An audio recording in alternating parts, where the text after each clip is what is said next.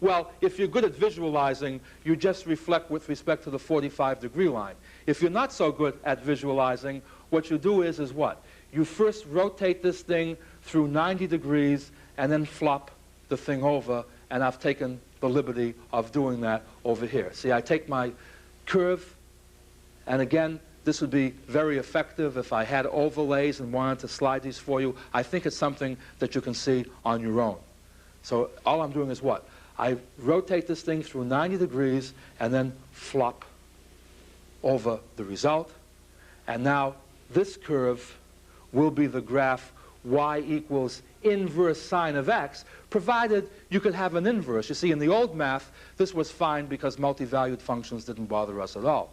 However, what is clear is notice that in this particular sense, the accented curve from before becomes this little region here, and notice that the function that I defined to be s sub 0 does have an inverse. In other words, in terms of my new coordinate system, I can define what? The curve y equals the inverse of s sub 0. See, the idea being what? That I cannot talk about the inverse sign. Now, the reason I bring this up is you'll notice that in this text, in most every text, people do use this notation. And they get around it in a rather cute way. As you read the text, you'll notice the phrase called principal values. Let me show you what I mean by that.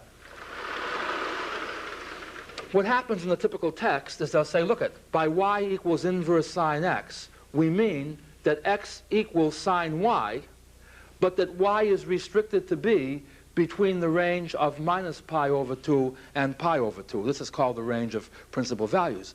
Now you see, this sometimes causes people to be a little bit upset, because why do you have to make this restriction since nothing here seems to indicate that? All I hope that you can see from my discussion, and this will also be written up in our supplementary notes, so that if you need some reinforcement from what I'm doing in the, not from what I'm doing in the lecture, but in addition to what I'm doing in the lecture, you can get this from the notes too. But what I want you to see is that what the average book defines to be y equals inverse sine x, and then puts in the so-called principal values, simply turns out to be what I'm calling s sub 0 inverse.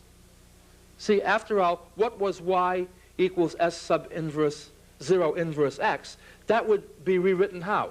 That's equivalent to saying x equals s sub 0 of y, but s sub 0 of y was defined to be what?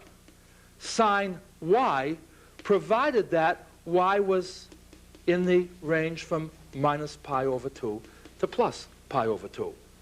All right, so far so good. At least that's one man's opinion.